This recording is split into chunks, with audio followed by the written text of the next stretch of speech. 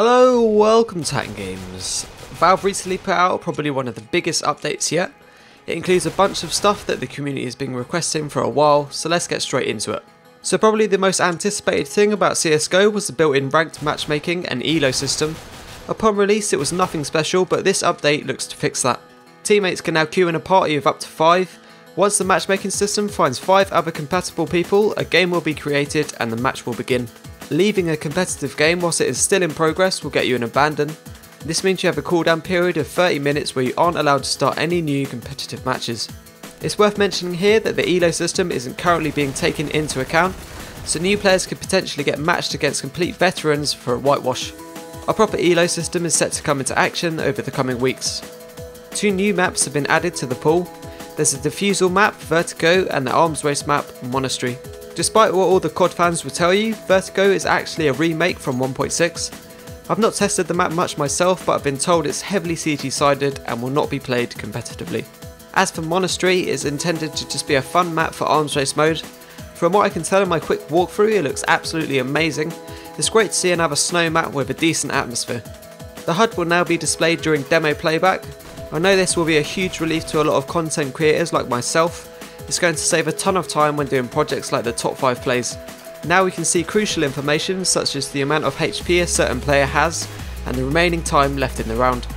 They've also fixed the blur that would randomly appear when watching a demo, so there's no need to have to type in a specific command to clear things up. There have been some significant changes to the money system for certain guns. All the shotguns have now dropped $300 in price, and the entire SMG category has a set kill award of 200%. This includes the P90 and may be an attempt to make it slightly less overpowered. The radar now displays when a player or bomb is above or below you. This is a fantastic feature and one that I know was requested by a number of professional players. So basically it's really simple. If a player or bomb is above you, a little white arrow will appear below the icon pointing upwards on the radar. The same goes for if they are below you. The white arrow will appear above the icon pointing down on the radar. The aim punch has been reduced when shot anywhere on the arm, leg, chest and stomach when wearing Kevlar. This means your aim will not get pushed up off target as much as before, but you need to be wearing Kevlar for this to happen. The grenades have been tweaked yet again. The velocity boost has been slightly increased when thrown by moving players, and the bounce has been brought back when throwing grenades at certain angles. I've actually been trying a lot of my old nade spots, and the majority of them just fell short or far further than intended. If you've got loads of spots set up for individual maps, then generally speaking you need to aim a little higher and move forward as you go to throw.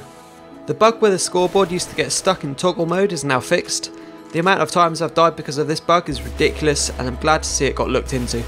The competitive HUD should now be working without causing players to crash in game. This is going to be huge for shoutcasters who can now put features like the X-ray mode to good use. There's now a new feature section on the main menu where Valve can leave little updates on what they had for lunch. I think this is a great way to interact with the community and to make sure they don't feel like their game has been abandoned by the developers. Finally, what everyone has been waiting for, the option to never show the community server browser pop-up warning ever again. Beforehand it was very tedious having to click OK every single time you wanted to go on a dedicated server. So that is pretty much everything. Like I said at the start, this was a major update with a lot of fixes and new content, so sorry if the video dragged on too long. I'm really happy with the changes made and can't wait to give the new maps a go. If you want to see more of these type of update videos where I go over the patch notes, then please let me know by leaving a like, and of course subscribe if you want to see more. If you happen to miss my 2 previous videos, you can check them out here. On the top we have a walkthrough of one of the new maps, Monastery, and on the bottom we have another walkthrough, but this time on Vertigo.